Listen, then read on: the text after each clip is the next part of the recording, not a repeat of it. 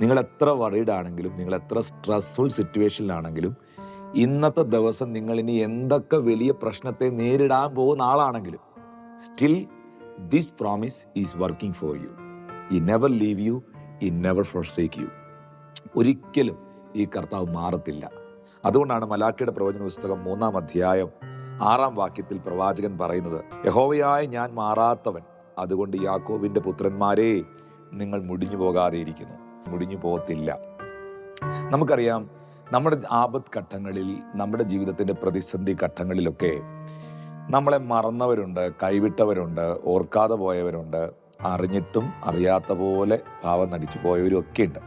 യഥാർത്ഥമായ പല സുഹൃത്തുക്കളെയും ബന്ധങ്ങളെയും ഒക്കെ നമ്മൾ തിരിച്ചറിഞ്ഞത് അത് യാഥാർത്ഥ്യമായിരുന്നോ ഫേക്കായിരുന്നോ എന്നൊക്കെ നമ്മൾ മനസ്സിലാക്കിയത് നമ്മുടെ ജീവിതത്തിലെ മാനസിക സമ്മർദ്ദങ്ങളുടെ, വ്യഥകളുടെ, പ്രതികൂലത്തിൻ്റെ, നിന്ദയുടെ, കഷ്ടതയുടെയൊക്കെ കാലഘട്ടങ്ങളിലാണ്.